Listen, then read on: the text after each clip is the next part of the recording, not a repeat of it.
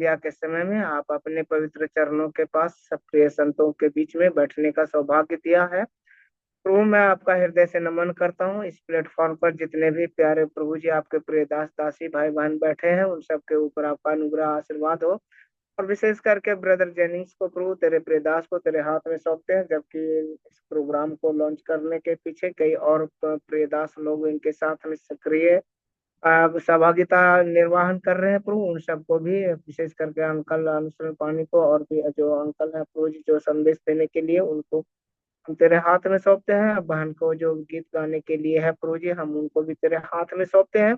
सब बातों में प्रभु जी स्टेप बाय स्टेप प्रभु हम आपका अगुवाई आपका अनुग्रह चाहते हैं प्रभु जी, शुरू से लेकर अंत तक के सभी बातों में प्रभु आप हाँ, प्यारे प्रभु जी हमें अगुवाई कीजिए, ताकि प्रभु आपका पवित्र आत्मा का अगुवाई में सारी बातें प्रभु जी होने पाए। और शुरू से लेकर अंत तक प्यारे परमेश्वर हम सबको भी बुद्धि और ज्ञान दीजिए, ताकि प्रभु आज का संदेश आज का वचन के द्वारा प्रभु जी हम प्राप्त कर तरोताजा हो सके, और प्रभु जी आपके सेवकाई में हम इस्तेमाल होने पाए। दुआ प्रार्थना को हमारा अति शीघ्र आने वाला तारनहार प्यारे प्रभु यीशु मसीह के मधुर मीठे नाम में होकर के मैं मांगता हूँ, खुदावन दया करके सुनिए और स्वीकार कीजिए, आमीन। हमें धन्यवाद भाई। अभी गाना सुनने का जो टाइम है, हम लोग सिस्टर कमा कमलजीत कौर से गाना सुनेंगे। सिस्टर पहली बार नहीं है, इसके पहले भी दो बार हमारा मीटिंग में भाग लेकर के अच्छी तरह गाना गा करके हमारा आत्मीय बढ़ोतरी को लेके गया है। आज भी सिस्टर गाएंगे।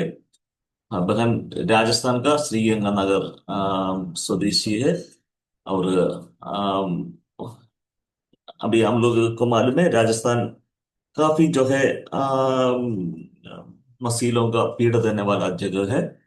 और अभी भी हमारा इंडिया में पहला ब्रदरन मसीह शहीद राजस्थान में था। उनका नाम अभी दुरे राजे। और वो राजस्थान में प्रभु के लिए शहीद हो गया। वहां से कई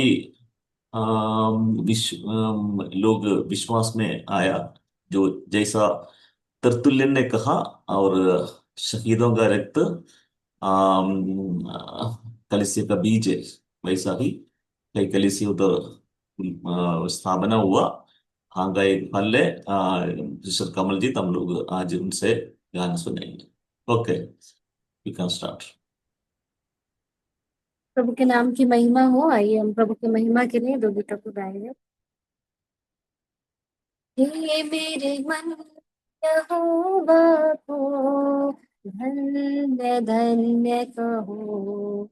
ओ हे मेरे मन यहोवा को धन्य धन्य कहो। जो कुछ भी मुझ में है, जो कुछ भी मुझ में है, उसको धन्य कहो। हे मेरे मन यहोवा को धन्य धन्य कहो।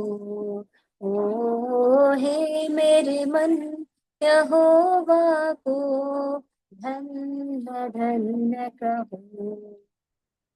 वही तेरे अधर्म को क्षमा करता है, तेरे सब रोगों को चंगा करता है। वही तेरे अधर्म को क्षमा करता है, तेरे सब रोगों को चंगा करता है। Hallelujah hallelujah. वही तो तेरे प्राण को नाश होने से बचाता है।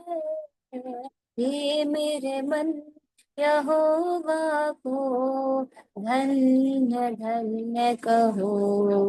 ओ हे मेरे मन यहोवा को धन्य धन्य कहो।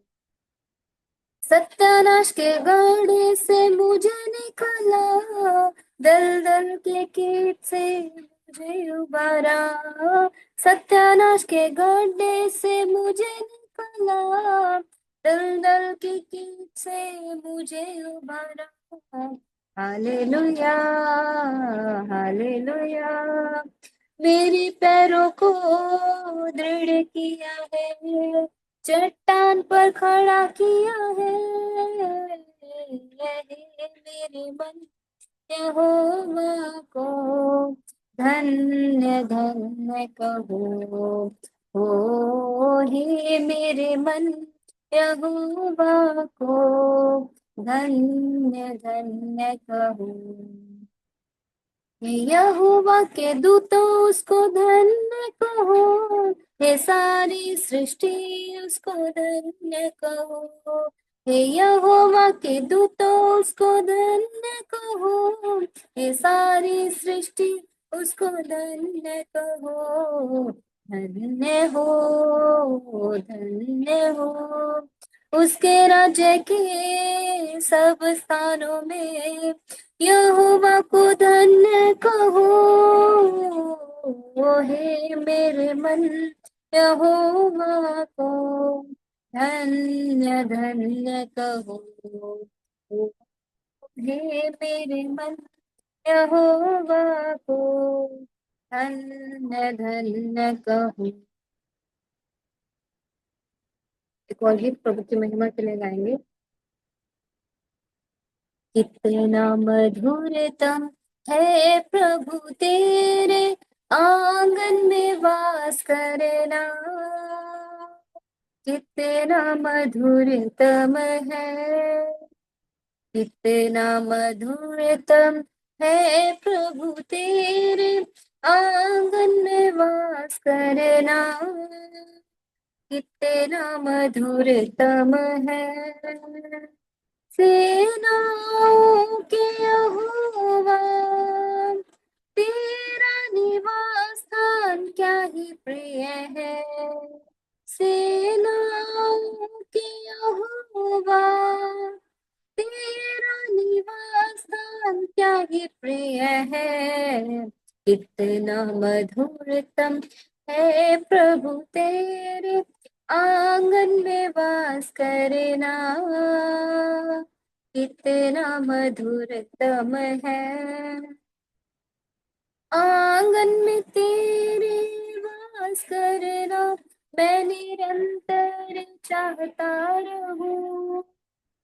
आंगन में तेरे वास करना मैं निरंतर चाहता रहूं। मन और तन से ईश्वर को निरंतर पुकारता रहूं। मन और तन से ईश्वर को निरंतर पुकारता रहूं।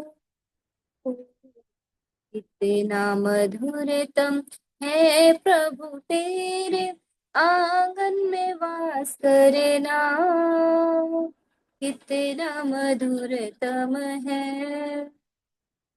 परमेश्वर का मैं मंदिर हूँ और इसलिए आनंदित हूँ। परमेश्वर का मैं मंदिर हूँ और इसलिए आनंदित हूँ। स्तुति रूपी बलिदान मसीह के द्वारा चढ़ाता रहूं। स्तुति रूपी बलिदान मसीह के द्वारा निरंतर चढ़ाता रहूं।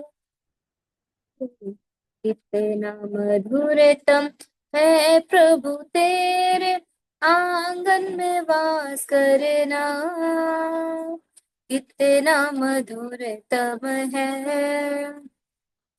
तेरा निवास स्थान प्यारे परमेश्वर कितना मधुरतम है। तेरा निवास स्थान प्यारे परमेश्वर कितना मधुरतम है। वचन को तेरे जो मधुर है निरंतर परखता रहूं। वचन को तेरे जो मधुर है निरंतर परखता रहूं। कितना मधुरतम है प्रभु तेरे आंगन में वास करना कितना मधुरतम है, कितना मधुरतम है।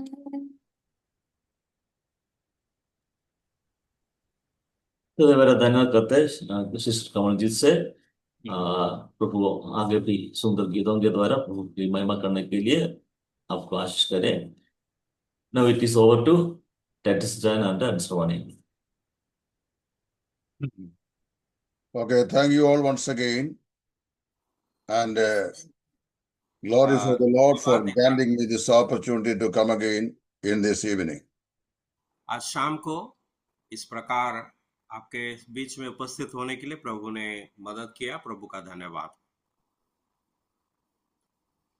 And last week we learned about Saul's conversion and his stay in Jerusalem with Peter for 15 days and then trained up for 3 years in the Arabian wilderness so that he should be able to carry the gospel to the Gentiles.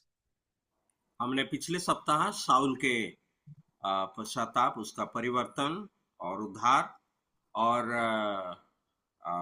उनका अरब के जो जंगल में 3 साल का अकेला रहने, उस सारे बातों को हमने देखा था। By the time that Paul came to Tarsus and the suburbs, the churches were already there present. और जब शाऊल उस इलाके में आया, वहां पर कलीसियाएं थी, मौजूद थी। Then today we are going to look into what is happened in chapter 10. 10 अध्याय में जो घटना हुआ उसे आज हम देखने जा रहे हैं। Chapter 10 marks out the close-up of the ministry of Apostle Peter to the Jews. 10 अध्याय हमें ये दिखाती है कि पतरस का सेवा यहूदियों के बीच में जो समाप्त हो रहा है। Chapter 10 is one of the most important in the entire book of Acts. संपूर्ण प्रेरित पुस्तक में 10 अध्याय बहुत ही महत्वपूर्ण अध्याय है। And this chapter is opening the door for the gospel to the Gentiles. और ये अध्याय अन्य जातियों के बीच में सुसमाचार प्रचार करने का दरवाजा खोल देता है। Peter had used the key of the gospel to open the kingdom to the Jewish people and to the Samaritans. यहूदी और समरिया लोगों के लिए सुसमाचार का दरवाजा खोलने के लिए पतरस उस कुंजी को इस्तेमाल किया था। Now with the same key, the Lord is preparing to enter into the region of the Gentiles through his servant Peter. उसी कुंजी का इस्तेमाल करके अन्य जातियों के बीच में प्रवेश करने के लिए प्रभु उन्हें तैयार कर रहा है। One of the notable thing that is written in this chapter is that until chapter 10, Peter thought that the gospel was mainly for the Jews. But here, it was in this chapter that he realized that God makes no distinction between Jews and Gentiles. अब तक पतरस का सोच ये था कि परमेश्वर का जो सुसमाचार है ये सिर्फ यहूदी लोगों के लिए है, लेकिन इस अध्याय में वो समझता है कि सुसमाचार अन्य जातियों के लिए है और परमेश्वर किसी के पक्षपात नहीं करता है। In chapter 8, we learned that when God wanted to go on his work, that he prepares a person for that particular task. और हमने ये देखा कि परमेश्वर एक कार्य करने के लिए, उस कार्य के लिए एक व्यक्ति को वो तैयार करता है। When God wants to do his work, he calls some men to carry it out. जब परमेश्वर कुछ काम करना चाहता है, कोई व्यक्ति को वो तैयार करता है या उसे बुलाता है उस काम को हासिल करने के लिए। Not only he calls such men, but he empowers him as well as he enables him to carry out his task. ना सिर्फ उसे परमेश्वर बुलाता है, लेकिन उस काम को पूरा करने के लिए उसे सामर्थ्य भी देता है। The same principle is seen in this chapter in the ministry of Apostle Peter. और वही धारा हम 10 अध्याय में पतरस का सेवकाई में देख सकते हैं। Chapter 10, verse 1 to 22, this passage tells us the preparation by the Spirit of God to the work of ministry in Caesarea. कैसरिया में सेवकाई के लिए परमेश्वर का पवित्र आत्मा तैयार कर रहा है। 1 से लेकर 22 तक के वचनों में हम देख सकते हैं। Caesarea was a Roman city, the Roman capital of Palestine. और कैसरिया जो था फलस्तीन का रोमी शहर। So here in this chapter, we see a particular Gentile. और यहाँ पर एक विशेष अन्य जाति व्यक्ति को देखते हैं। His name is Cornelius. और उसका नाम था Cornelius. So some specific characters of this person is mentioned in this passage. और इस भाग में उस व्यक्ति का कुछ विशेषताएं दिया गया है। He was a God-fearing man. वो परमेश्वर का भय मानने वाला व्यक्ति था, यानी भक्त था। A Gentile who did not know the truth of the gospel. एक ऐसा अन्य जाति व्यक्ति जो सुसमाचार का सच्चाई नहीं जानता था। He was a fearful and a devout. वो एक भक्त था और परमेश्वर से डरता था। Honest. और एक सच्चोट व्यक्ति था। Generous. और वो दान देने वाला व्यक्ति था। And sincere. और वो ही सरल व्यक्ति था। What I understand is that there are more honest, sincere, generous and devout people in Gentile world than the Christian world. और मैं यहाँ पर ये सीखता हूँ कि मसीही जगत से बढ़कर अन्य जातियों के जगत में ऐसे भक्त, परमेश्वर का भय करने वाले और दान देने वाले और सरल लोग मौजूद हैं।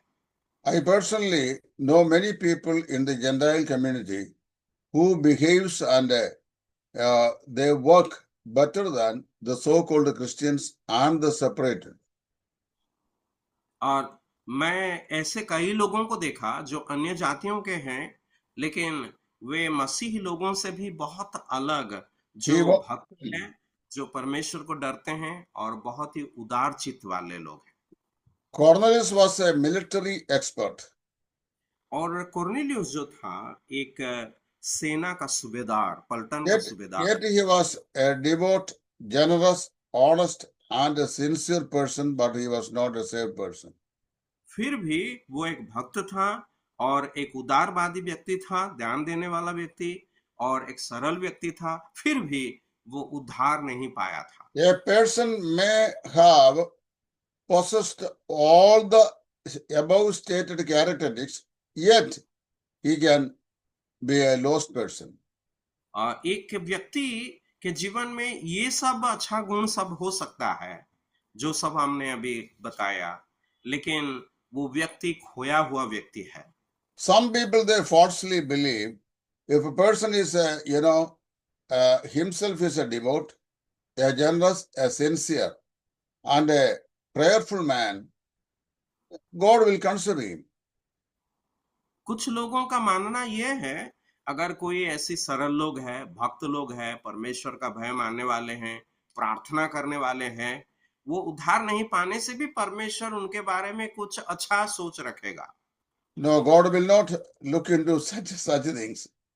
परमेश्वर ऐसे कुछ नहीं कर सकता है। Because salvation is not based on any good qualities of a person. क्योंकि जो उद्धार है वो उद्धार किसी व्यक्ति का गुण के ऊपर निर्भर नहीं करता है। Salvation is based on the belief in the Lord Jesus Christ, the provision from heaven. परमेश्वर जो अपना पुत्र को इस संसार में भेजा, उस उद्धारकर्ता प्रभु यीशु मसीह पर विश्वास करना ही उद्धार का आधार है। Were it not for the fact that God in His grace dealt with Cornelius, he would have never become a Christian believer. अगर परमेश्वर यहाँ पर कोर्नेलियुस के साथ कार्य नहीं करते, कोर्नेलियुस कभी भी उद्धार नहीं पाता। Here, in fact, we see the fulfillment of the words of Jesus Christ spoken in John 17:17, that if any man is willing to do his will, that he shall know the truth. यूहन्ना 17 अध्याय के 17 में प्रभु यीशु मसीह ने जो प्रार्थना कर रहे थे, वहां पर जैसे हम पढ़ते हैं, जो व्यक्ति चाहता है सच्चाई जानने के लिए, वो सच्चाई को जान सकता है। One day, when this man was praying, an angel spoke to him and told him to send for Peter. जब एक दिन कोर्नेलियुस प्रार्थना कर रहा था, एक दूत ने उसे कहता है, तू पतरस को बुला। We may doubt here why angel himself did not give a message to Cornelius. यहाँ पर हमारे मन में ये सवाल उठ सकता है, क्यों स्वयं उस दूत कोर्नेलियुस से उस वचन को दे नहीं सकते थे? Instead of giving him the gospel message directly from the angel, and the angel told him to send for Peter. उस स्वर्गदूत स्वयं उस सुसमाचार का संदेश कोर्नेलियुस को ना देकर दूसरा किसी को भेज और पतरस को बुलाने के लिए क्यों कहते हैं? The answer is very clear, that the gospel ministry is not handed to the angelic world. तो यहाँ का ये सच्चाई ये है कि सुसमाचार प्रचार करना स्वर्गदूतों को जिम्मेदारी में नहीं दिया गया है। Gospel is to be communicated by the people who have experienced the message of the gospel. सुसमाचार उन लोगों के द्वारा बताया जाना चाहिए जो सुसमाचार का सच्चाई को अपने जीवन में अनुभव किए हैं। Some Episcopal church bishops are conducting the marriage ceremony. कुछ सांप्रदायिक कलीसिया के या मंडलियों के जो अध्यक्ष होते हैं, पादरी लोग होते हैं, वे विवाह सेवा जब करते हैं, Themselves are, in solitude. That means they are not married people. और ये तो ये है कि वो पादरी लोग विवाह शादीशुदा नहीं है, But they conduct the marriage service and also give all the instructions to the newly married couples as to how they should live as a family. और वे स्वयं शादीशुदा नहीं है, लेकिन जिनका शादी करवाते हैं उनको वैवाहिक जीवन में कैसे रहना और वैवाहिक जीवन का नियम कानून इत्यादि बताते हैं, उपदेश देते हैं। The angels, by experience, they do not know what is salvation. और स्वर्ग दूतों के अनुभव में उद्धार क्या है वो नहीं जानते हैं। If they do not know what is salvation, how can they present the message of salvation? अगर स्वर्ग दूत उद्धार क्या है इस बात को नहीं जानते हैं, उसे अनुभव नहीं किए, वो कैसे उस संदेश को लोगों को दे सकते हैं? So God has handed the gospel message to the hands of those that are redeemed. और इसीलिए परमेश्वर ये सुसमाचार का संदेश उन कुछ लोगों को दिया है जो उद्धार पाए हैं, छुटकारा पाए हैं। That's why the angel commanded Cornelius to send for Peter. और इसीलिए स्वर्गदूत ने आदेश दिया कि वो लोग भेजें और पतरस को बुलाए। See, Peter was actually 30 miles away, sitting down at Joppa. और यहाँ पर हम देखते हैं कि पतरस जपो नामक शहर में भूखा था। And verses 9 to 22 is the historical narration of this incident. और इस घटना को हम देखते हैं वर्णन 9 से लेकर 22 तक के वचनों में पाया जाता है। Here in this passage, we see how God was preparing Peter to present the message of the gospel at the house of Cornelius.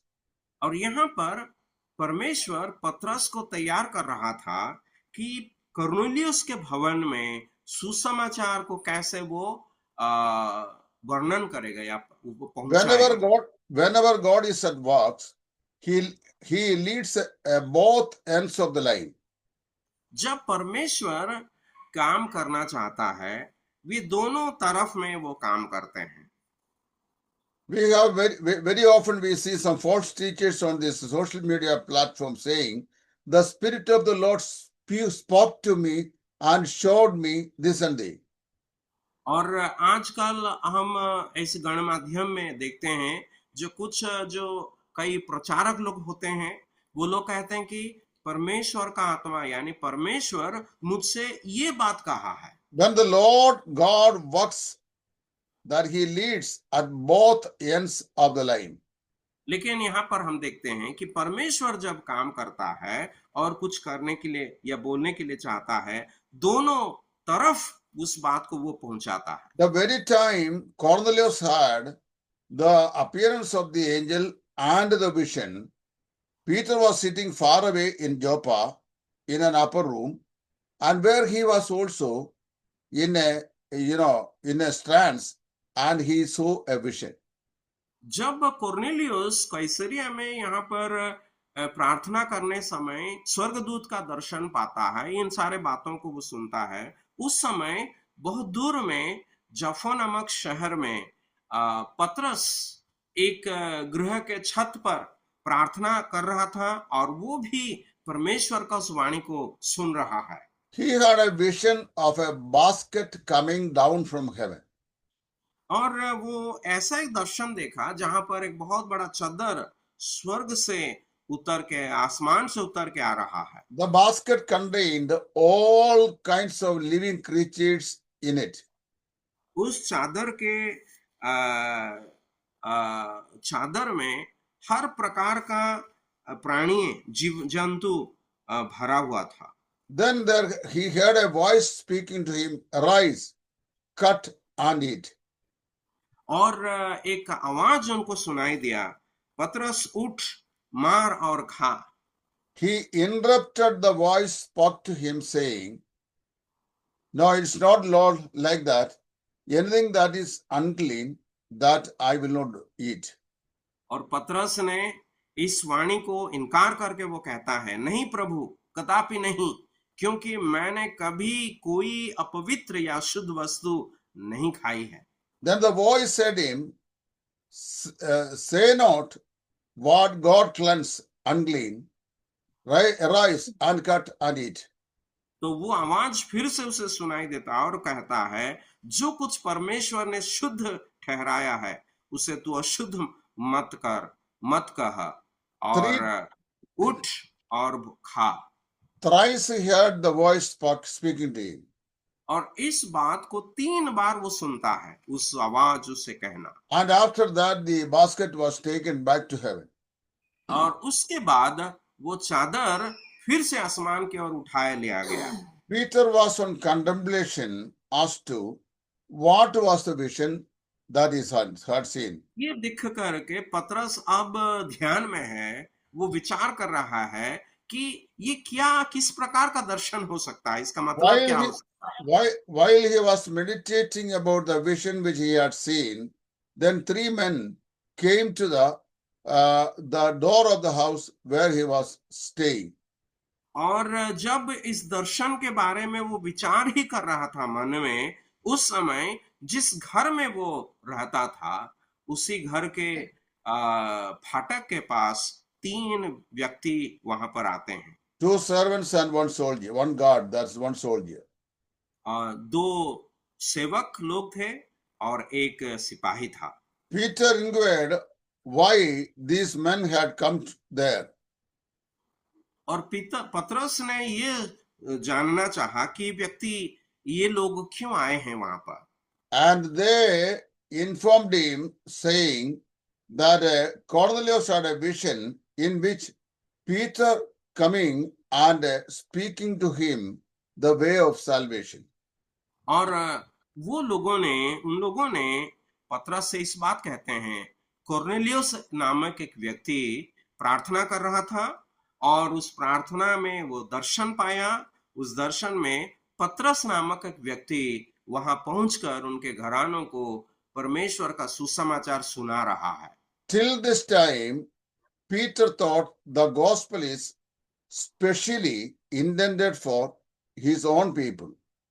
और अभी तक इसी वक्त तक पतरस सोच रहा था कि सुसमाचार का जो सच्चाई है वो अपने लोगों के यानी यहूदी लोगों के लिए ही है।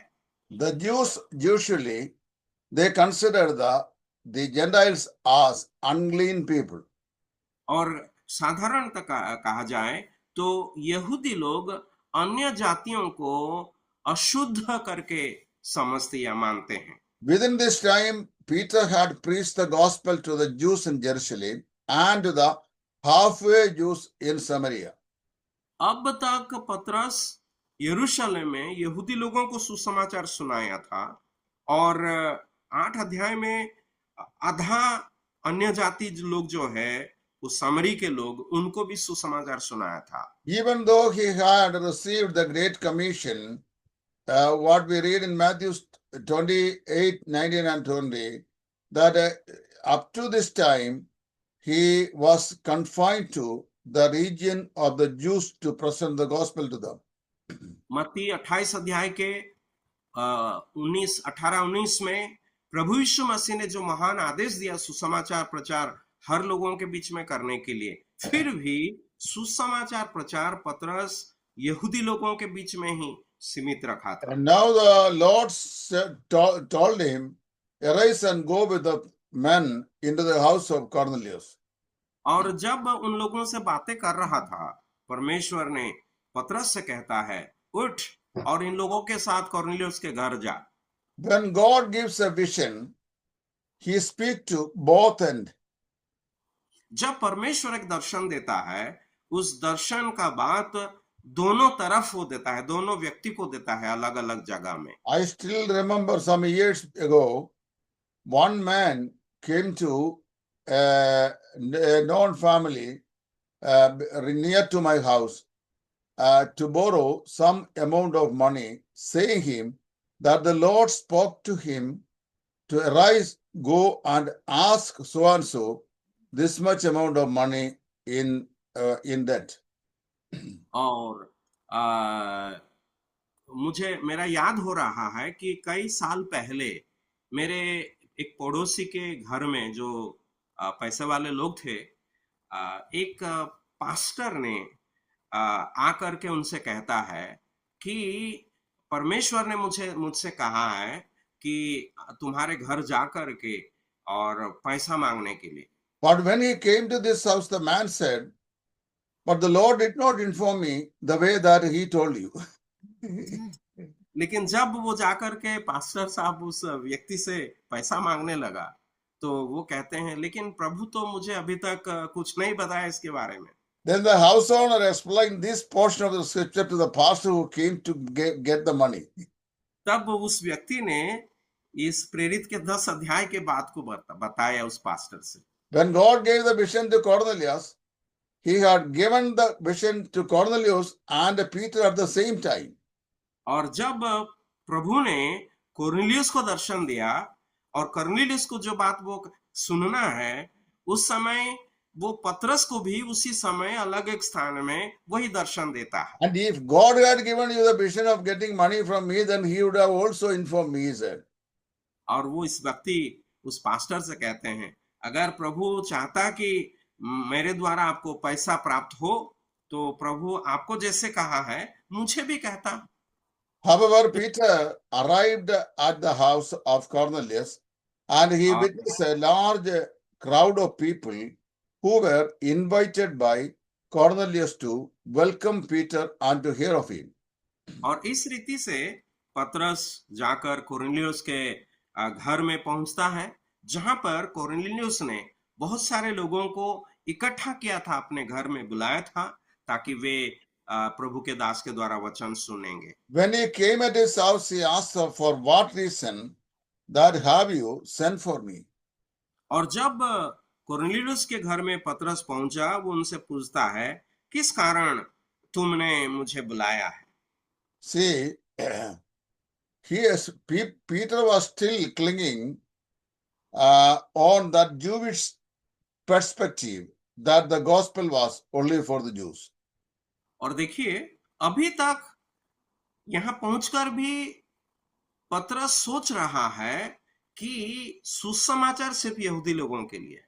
Peter believed the Great Commission that God would really visit the Gentiles, but only after the kingdom concern was fulfilled.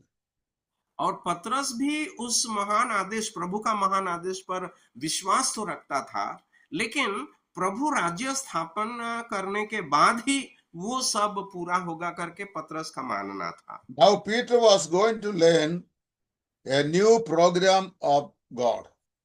लेकिन अब यहाँ पर पतरस परमेश्वर का एक नई कार्यक्रम को जानने वाला है, योजना को जानने वाला। Peter did not in fact understand this new program fully by the time that he came there. और यहाँ पर पहुंचकर भी पतरस उस कार्यक्रम को, परमेश्वर का उस कार्यक्रम को संपूर्ण रीति से नहीं जाना। And later Paul had to rebuke Peter for his inconsistency on this. और बाद में पौलुस पतरस को उनके अस्थिरता के कारण उनको झेलना पड़ा। By this incident, Peter disappears from the scene in the book of Acts. और इसके पश्चात इस अध्याय के पश्चात पतरस को हम लोग इस पुस्तक में और नहीं देखते हैं। Verses 10 to 48 narrates the story of the preaching of Peter at the house of Cornelius. 10 आयत से लेकर 14 तक के वचनों में कोर्नेलियुस के घर में सुसमाचार प्रचार करना पतरस को हम देखते हैं। A prepared preacher and a prepared congregation make a wonderful team. एक तैयार किया गया प्रचारक और एक तैयार किया गया लोग एक बहुत सुंदर एक परिवेश को तैयार करते हैं। Every servants of God, before they present the message, they should come to know whether they have been prepared by God for a prepared congregation. एक तैयार किया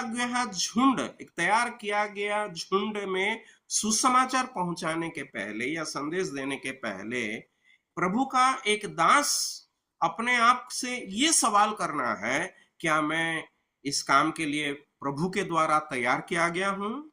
Here Peter was working as a prepared man at the prepared time for a prepared purpose. Praise God.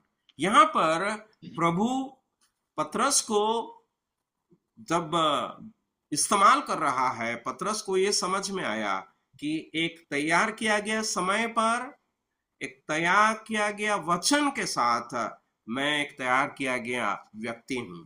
If you are a prepared man by God, then he will have a prepared place for you wherein you need to work. अगर आप परमेश्वर के द्वारा तैयार किए गए व्यक्ति हैं, तो प्रभु आपके लिए एक जगह भी तैयार करके रखे हैं। Recently, someone approached me asking for a working place, which place he has to go, because he was not sure which place he has to choose for working for the gospel. यहाँ हाल ही में एक व्यक्ति ने मेरे पास आकर के मुझसे ये पूछता है कि मुझे सुसमाचार सेवा के लिए कुछ जगह जाना है, लेकिन मैं नहीं जानता हूँ कहाँ जाऊं। I suggested him to ask God which place God wants him to be placed. और मैं उनको ये सुझाव दिया कि वो प्रभु से मांगे, प्रभु से पूछे कि प्रभु उन्हें किस जगह में जाना चाहते हैं। Then he told me, God may send me to some remote places. If does so, then who shall look after my needs? तब इस व्यक्ति ने कहा, अगर मैं ऐसे करूं तो प्रभु अगर मुझे कोई ऐसी जगह में भेज देगा जहां पर मैं अकेला हो जाऊंगा और मेरे आवश्यकताओं को, जरूरतों को कौन पूरा करेगा? He wanted to get my opinion for him to stay somewhere here in the saturated soil so that his physical needs are met from time to time. तो उनका विचार ये था कि मैं उनको ये सलाह दूं कि इसी आसपास में ही रहो जहां पर सब कुछ मौजूद है, लोग भी है दान देने के लिए। मैं इस सलाह उनको दूंगा, ये विचार करके उनसे पूछ रहा। I told him, when you do the work of the Lord in the will of God, in the prepared place, according to his will, no provision and needs will be lacked for your ministry. मैं उनको ये उपदेश दिया कि अगर तुम परमेश्वर के द्वारा तैयार किए गए हो और परमेश्वर के द्वारा तैयार किया गया स्थान में रहोगे, वो जैसा भी जगह हो ना क्यों, परमेश्वर के द्वारा जो आवश्यकताएं पूरा की जाएगा उसमें किसी प्रकार का घटी नहीं होगा। But he was not very much happy with my reply. लेकिन मेरा जवाब में वो इतना खुश नहीं था। He told me the cow in the picture will not eat grass. उसने मुझे कहा जो तस्वीर में जो गाय होता है वो कभी घास नहीं खाती है। Then he went away.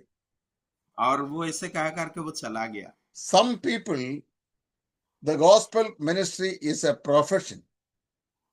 कुछ लोगों के मानना ये है कि सुसमाचार प्रचार काम एक पेशा है। But those who are called of God, gospel ministry is a divine commitment. लेकिन जो लोग प्रभु के द्वारा बुलाए गए हैं, सुसमाचार प्रचार कार्य एक आदेश है। If God has led you to some particular places, then God has some purpose in your life there to accomplish. और अगर परमेश्वर आपको किसी जगह में अगुवाई करके लिया, इसका मतलब है कि परमेश्वर आपके द्वारा कुछ काम वहां करना चाहते हैं। Now Peter came all the way from far from Joppa to the house of Cornelius, which was the capital city of the land of Palestine. और यहाँ पर पतरस उस दूर स्थान से याफो शहर से आता है इस कैसरिया को, जो पैलेस्टाइन का इस एक क्षेत्र का एक राजधानी था। He knew that God had some works through him to be carried out at Caesarea. और उसको ये समझ में आया कि उसके द्वारा परमेश्वर कुछ कार्य को आगे बढ़ाना चाहता है। Verses 34 to 48 says, Peter gave a profound presentation in the house of Cornelius, including the people whom he had gathered there to listen. 34 से लेकर 48 में हम देखते हैं कि पतरस एक बहुत बड़ा उपदेश देते हैं जो लोग कोर्नेलियस के घर में इकट्ठा हुए थे। Cornelius had already known about the death, the miracles, the signs and the wonders which Jesus Christ has performed, but according to him, he believed that it all meant for the nation of Israel, not for him. और Cornelius का मानना ये था कि प्रभु यीशु मसीह ने इस जगत में क्रूस पर मारा गया, गाड़ा गया, तीसरा दिन जी उठा, लेकिन वो भी मान रहा था, विचार कर रहा था कि ये सब यहूदी लोगों के लिए है। Formerly, Peter also believed that Jesus Christ came to save the children of Israel. But now at this point of history, he realized that the gospel is meant for the salvation of the whole man. आम लोगों के तरह ये व्यक्ति भी मानता था कि प्रभु यीशु मसीह इजरायली लोगों के लिए आया था, लेकिन अब इनको समझ में आ रहा है कि प्रभु यीशु मसीह सभी लोगों के लिए अपना जान दिया है।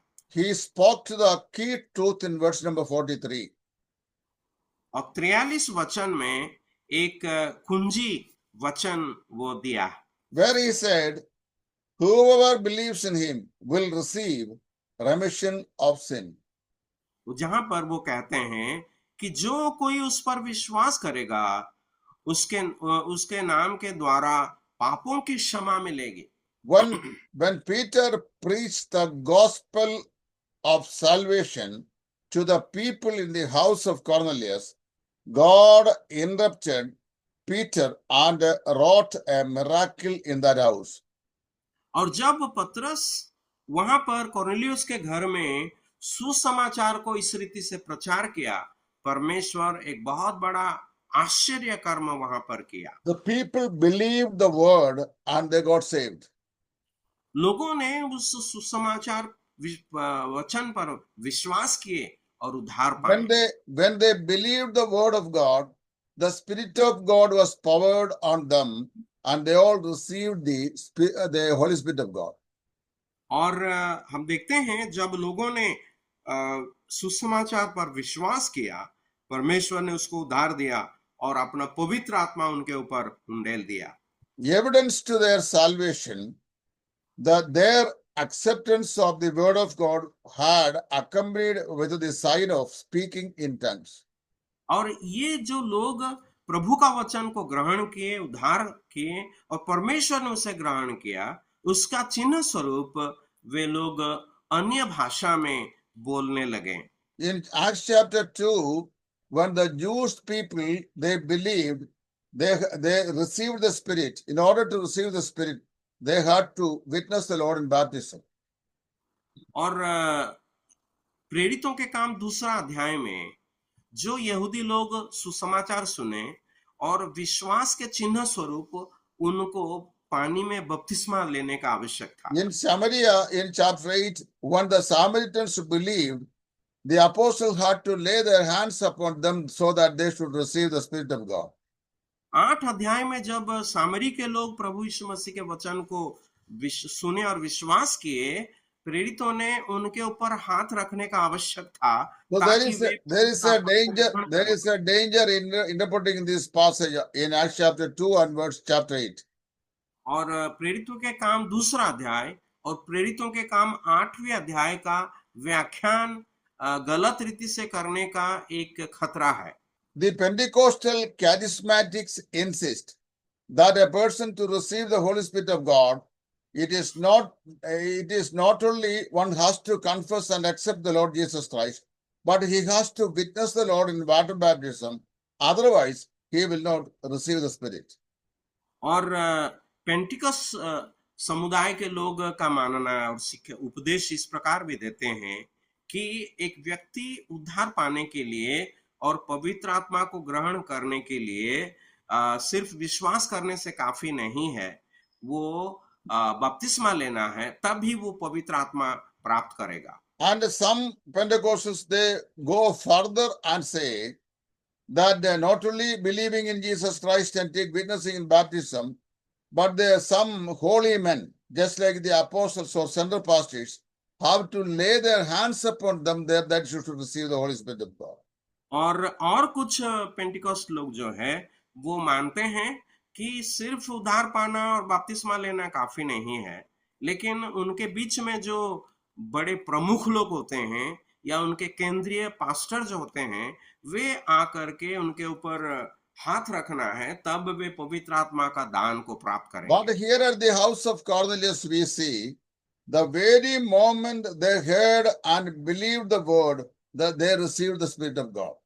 लेकिन कॉर्नेलियस के घर में यहाँ पर हम देखते हैं कि जिस क्षण वे प्रभु यीशु मसीह का सुसमाचार सुनकर विश्वास किए, उसी क्षण वे पवित्र आत्मा को प्राप्त किए। So we need to understand that what had taken place in the transition period is not to be regarded as the practice of a doctrine. और हमें ये सीखना जानना जरूरी है कि इस परिवर्तनकारी समय में जो सब हो रहा है वो हमारे लिए प्रायोगिक तौर पर हमें हमारे प्रयोग के लिए उसे उपदेश के रूप में ग्रहण नहीं करना। It was here in the house of Cornelius the Lord established the principle of one receiving how the Holy Spirit of God. लेकिन प्रेरितों के काम 10 अध्याय में कॉर्नेलियस के घर में परमेश्वर ने जो काम किया, अन्य किस प्रकार एक व्यक्ति पवित्र आत्मा को ग्रहण करता है, वो हर समय के लिए कायम रहेगा। Acts chapter 2 verse 38 and 8 verse 14, to 17 are not the pattern for the church today. लेकिन प्रेरितों के काम 2 अध्याय में और प्रेरित अध्याय के 8 अध्याय में जो भाग है पवित्र आत्मा के बारे में, The Spirit वो coming, आज कलीसिया के लिए एक धारा नहीं है। the Spirit coming to them was in a baptism. Peter understood as in a baptism of the Spirit. और जब इनके ऊपर पवित्र आत्मा आए, पतरस ने समझा कि वे पवित्र आत्मा का बपतिस्मा पाए। It was at this point Peter understood that the words of Jesus say him that not from too late that you will have the baptism of the Holy Spirit. और इस समय पतरस के मन में स्मरण में ये आया कि प्रभु ने कहा था अब से और ज्यादा देर नहीं तुम पवित्र आत्मा का वरदान और बपतिस्मा पाओगे। It was on the basis of this incident later Apostle Paul mentioned in 1 Corinthians 12:13, for by one Spirit are we all baptized into one body, whether we be Jews or Gentiles. इसी 10 अध्याय का जो घटना हुआ, इसे उल्लेख करके पौलुस जो है, प्रेरित पौलुस 1 कुरिन्थी 12 अध्याय के 13 वचन में इस प्रकार कहते हैं, क्योंकि हम सब ने क्या यहूदी हो या क्या यूनानी या दास और स्वतंत्र, एक ही आत्मा के द्वारा एक देह होने के लिए बपतिस्मा लिया और हम सबको एक ही आत्मा पिलाया गया। The demonstration by the signs of the baptism of the Holy Spirit of God repeated 3 times in the book of Acts. और पवित्र आत्मा का जो द्वारा जो बपतिस्मा है, पवित्र आत्मा का बपतिस्मा का जो प्रदर्शन 3 बार प्रेरितों के काम में हम देख सकते हैं। Firstly, in Acts chapter 2, when the Jews believed the Lord Jesus Christ, they all were baptized by the Spirit. और जब दूसरा अध्याय में पहली बार हम देखते हैं जब पवित्र आत्मा आए और मतलब जो लोग विश्वास के यहूदी लोग, उन पर पवित्र आत्मा आए और वे बपतिस्मा लिए। As a sign to the coming of the Spirit of God, they all spoke in tongues. और पवित्र आत्मा आने के द्वारा उसका चिन्ह स्वरूप वे सब अन्य भाषाओं में बातें करने लगे। And the second incident is found in Acts chapter 8, where the Samaritans received the Spirit, but the speaking in tongue was not repeated. 8 अध्याय में सामरी लोग पवित्र आत्मा को ग्रहण करते हैं, लेकिन वहां पर उस चिन्ह, अन्य भाषा का चिन्ह वहां पर नहीं दिया गया। But the Spirit of God came upon them, evidently by the laying on of the hands of the apostles. और वहां पर पवित्र आत्मा तो आए, लेकिन प्रेरितों ने जब उनके ऊपर हाथ रखा। But here in chapter 8, the very moment they heard the gospel and believed it, the Spirit came upon them and they begin to speak in tongues. लेकिन 10 अध्याय में जब हम आते हैं, जब पतरस सुसमाचार प्रचार किया और वे लोग जिस क्षण विश्वास किए, पवित्र आत्मा उनके ऊपर आए। Because of this incident, some people, they say that as a sign that we have received the Holy Spirit of God when we believe Christ, that everyone have to speak in tongues.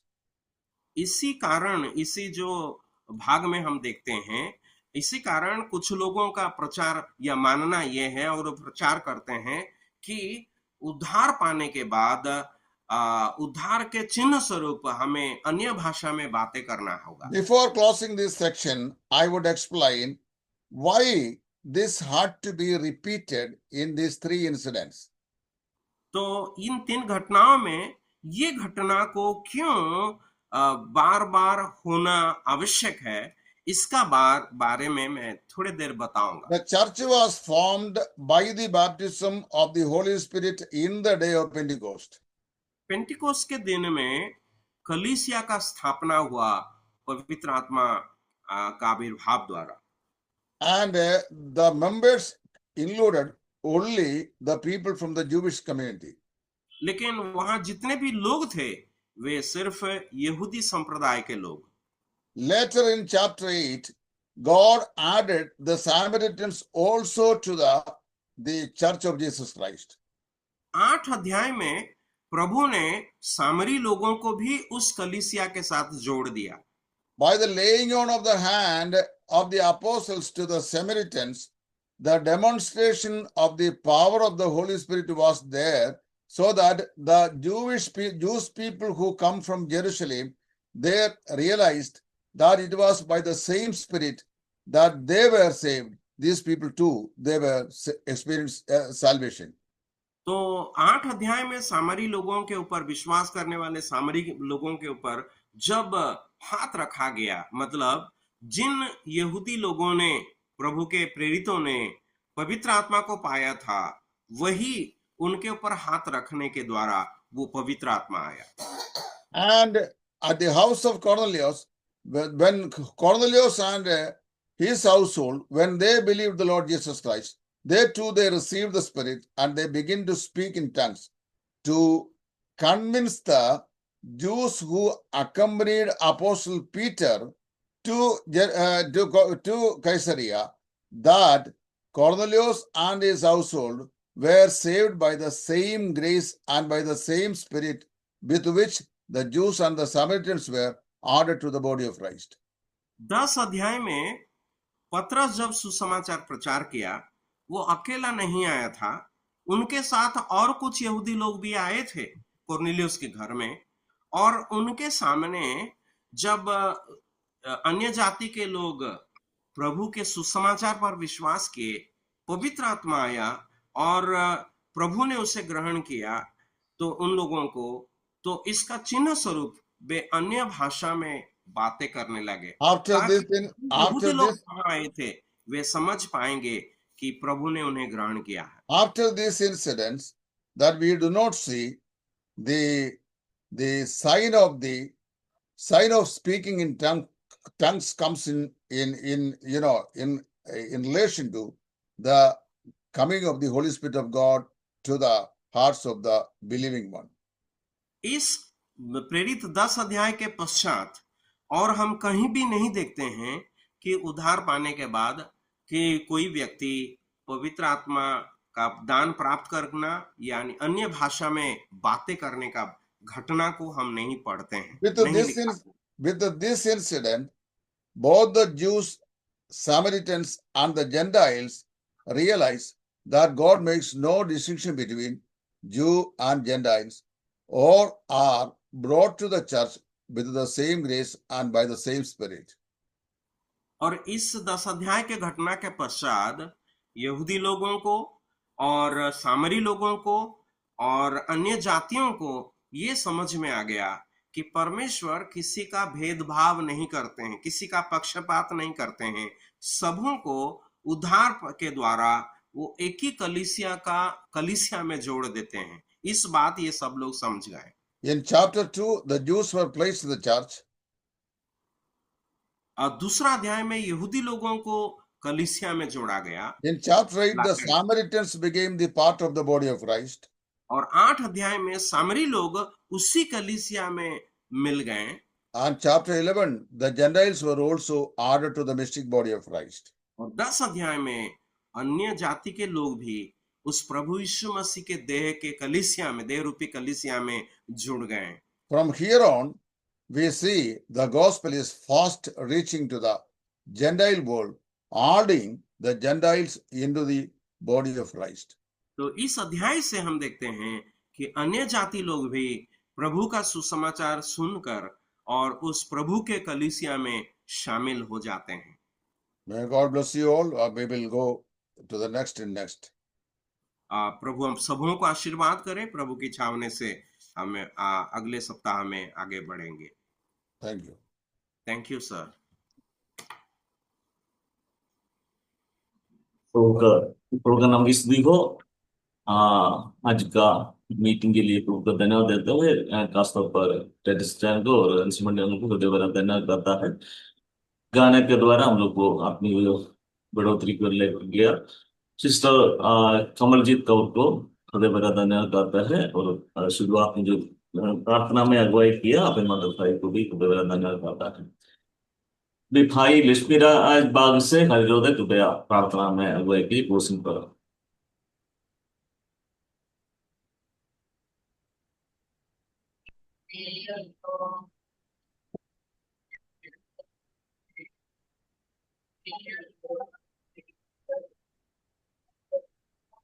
आ, क्या भाई जयप्रकाश प्रार्थना कर सकता है? Yes. Okay, प्रार्थना करें। आइए प्रार्थना करें। हमारा जीवित अनुकारी दयालु प्रभु जी, हम धन्यवाद देते हैं, आपके नाम की महिमा प्रशंसा तारीफ करते हैं प्रभु जी। सुंदर रीति से प्रभु जी अंकल को प्रभु जी इस वचन को प्रभु बताने क्लास किया, और हम धन्यवाद देते हैं। जो हमें जरूरतें था प्रभु जी, वो सब कुछ प्रभु समय आपने दिया। धन्यवाद देते इस हाँ प्रभु, अंकल जो हिंदी अनुवाद कर रहे थे परमेश्वर, उनको भी प्रभु तेरे हाथ में थे, उनके सेवक तेरे हाथ थे प्रभु, आप सहायता मदद कर। विशेष रूप से हम जेनिस ब्रदर के लिए भी दुआ करते हैं परमेश्वर, खास करके प्रभु इस सुंदर रीति से प्रभु जी इस तरह बाइबल क्लास को हर मंगलवार को करने में प्रभु सहायता किया है। प्रभु आगे भी इसी प्रकार होने दे प्रभु जी, जिससे हम लोग अच्छे रीति से प्रभु तेरे वचनों को और सीख पाए और तेरी महिमा हम लोग कर पाए। धन्यवाद देते हैं प्रभु, आप सहायता मदद कर प्रभु। जितने जो माध्यम के द्वारा भाई लोग प्रभु जी आज का वचन सीखा है, सबको प्रभु तेरे हाथ में देते हैं, सब पर तेरा आशीष बन रहे। आपकी महिमा हो, आपकी प्रशंसा हो, सारी आदर महिमा आप ही को देते हैं प्रभु जी। आज का प्रभु अध्ययन करने के लिए भी सही रीति से सहायता किया, नेटवर्क भी सही रहने में मदद किया। धन्यवाद जो भाई